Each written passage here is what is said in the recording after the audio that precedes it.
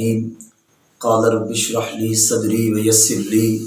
امری واحلل عقدۃ من لسانی یفقہوا قولی قال اللہ تبارک و تعالی فی کلام المجید فیہا یفرق کل امر حکیم صدق اللہ مولانا العظیم ان اللہ و ملائکتہ یصلون علی النبی یا ایھا الذین آمنوا صلوا علیہ وسلموا تسلیما صلاۃ والسلام علیک یا رسول اللہ وعلی آلک و اصحابک یا سیدی یا حبیب اللہ۔ دوستان عزیز، آج NGN نیوز کے زیر اہتمام آج آپ احباب کے سامنے جو موضوع ڈسکس کیا جائے گا وہ شب برات کے حوالے سے ہے، اور اس رات میں کیا کرنا چاہیے اور کس طرح اس رات کو گزارنا چاہیے اور اپنے معاملات کس طرح ادا کرنے چاہیے۔ سب سے پہلے امام الانبیاء صلی اللہ علیہ وآلہ وسلم نے ارشاد فرمایا، جو شخص اس رات میں میری ذات پہ درود شریف پڑھتا ہے ایک مرتبہ صلاۃ والسلام علیک یا رسول اللہ، تو امام الانبیاء صلی اللہ علیہ وآلہ وسلم فرماتے ہیں کہ اس شخص کو حضرت آدم علیہ السلام سے لے کر حضرت عیسیٰ پیغمبر تک تمام انبیاء کرام کا، تمام رسولوں کا ثواب دیا جائے گا۔ اس رات میں اپنے نبی کی ذات پہ کثرت کے ساتھ درود و سلام پڑھنا چاہیے، اور دوسرے نمبر پہ اس رات میں کثرت کے ساتھ تلاوت کلام الہی کرنی چاہیے اور عبادت کرنی چاہیے۔ اس عبادت کے حوالے سے اللہ کے نبی عیسیٰ علیہ السلام اپنے گھر سے نکلے تو انہوں نے ایک پتھر دیکھا، وہ بالکل دودھ سے زیادہ سفید تھا، اور اللہ نے فرمایا پیارے عیسیٰ اس سے زیادہ حیران والی چیز دکھاؤں؟ تو عرض کی مالک دکھاؤ۔ تو مالک نے اس پتھر کو شک کیا، کرنے کے بعد پھر وہاں سے ایک شخص نکلا، دیکھا اس کے ہاتھ میں عصا ہے۔ آپ اس سے مخاطب ہو کے فرماتے ہیں اس رات میں آپ نے فرمایا اس پتھر میں کتنی دیر ہو گئی ہے؟ اس نے کہا یا نبی اللہ مجھے 400 سال ہو گئے ہیں اسی طرح عبادت کرتے ہوئے۔ تو آپ بڑے خوش ہوئے، آواز آئی پیارے عیسیٰ اتنا خوش نہ ہو، ابھی میرے محبوب کی امت آئے گی اور میں اپنے محبوب کو شعبان المعظم کی رات، اس مہینے میں 15 کی رات دوں گا شب برات، اس میں جو میرے محبوب کا امتی 2 رکعت نماز نفل پڑھے گا اس کو اس کی 400 سال کی عبادت سے زیادہ ثواب عطا فرماؤں گا۔ تو حضرت عیسیٰ علیہ السلام نے عرضی کی مالک مجھے کاش اپنے محبوب کا امتی بنا دیتا۔ فرمایا تجھے جو مقام و عطا کیا گیا ہے یہ بھی محبوب کے صدقے عطا کیا گیا ہے۔ میرے محبوب کی امت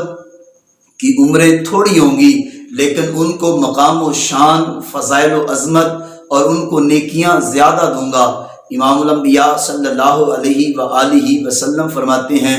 اس رات میں حسد کرنے والا، شراب پینے والا، کینہ کرنے والا، چغل خور، اس کے علاوہ جادوگر، اس کی بخشش نہیں ہوتی جب تک کہ وہ پکی اور سچی توبہ نہیں کر لیتا۔ اللہ اپنے حبیب کے صدقے ہم کو اس رات میں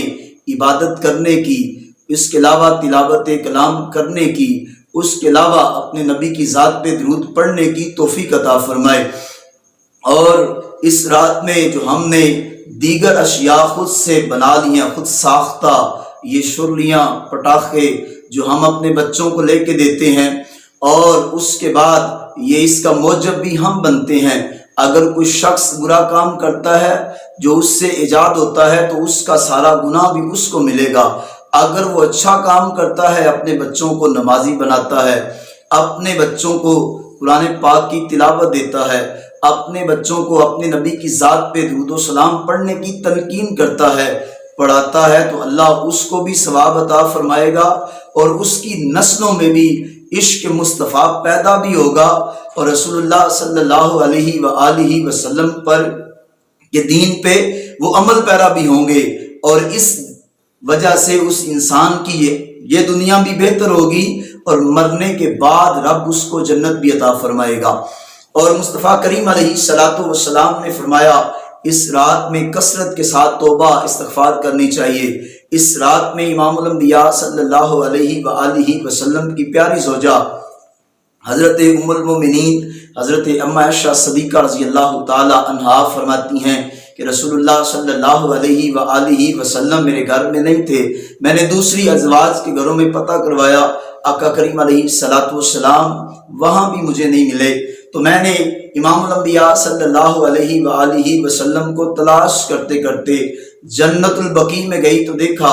آقا کریم علیہ الصلوۃ والسلام نے سر اقدس اپنا رب کی بارگاہ میں رکھا ہوا ہے اور عرض کرتے ہیں مالک میری امت کو بخش دے، میری امت کو بخش دے۔ ام المومنین حضرت اما عائشہ صدیقہ فرماتی ہیں میں نے سیدہ طیبہ طاہرہ حضرت فاطمہ زہرا سلام اللہ علیہا کی طرف پیغام بھیجا کہ تشریف لے کے آئیں۔ آپ آئیں تو دیکھا اپنے والد گرامی کو آنسوؤں سے داڑھی بھی تر ہو چکی ہے اور آقا کریم علیہ الصلوۃ والسلام مسلسل رو رہے ہیں۔ آقا کریم علیہ الصلوۃ والسلام کی لخت جگر عرض کرتی ہیں بابا جان کیا ہو گیا ہے؟ اور آقا کریم علیہ الصلوۃ والسلام نے جب یہ جملے سنے تو فرمایا لخت جگر سجدے میں سر رکھ کے تمام عورتوں کی بخشش کی دعا کرو۔ امام الانبیاء صلی اللہ علیہ وآلہ وسلم نے اپنی لخت جگر کو فرمایا کہ تم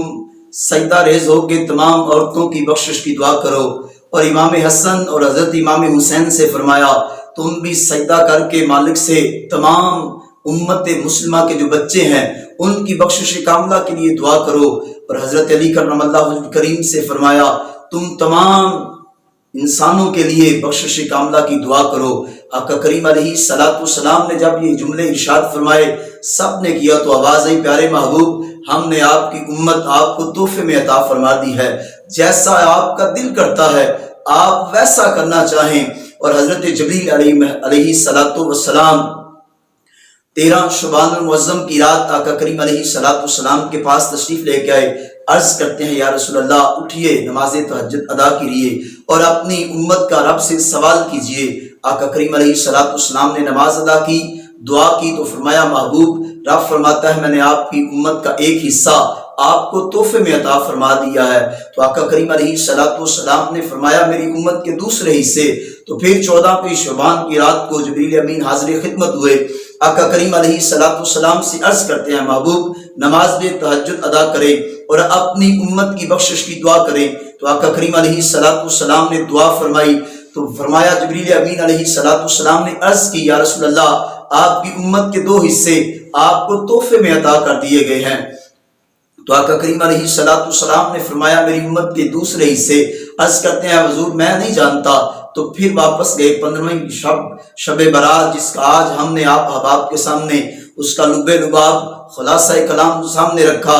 اس رات کو امام الانبیاء صلی اللہ علیہ وآلہ وسلم نے پھر نماز تہجد ادا کی اور اپنے مالک سے اپنی امت کی بخشش کی دعا مانگی، اور آواز آئی پیارے محبوب والا سوف یؤتیک ربک فترضی، ہم آپ کو اتنا عطا فرمائیں گے کہ آپ راضی ہو جائیں گے۔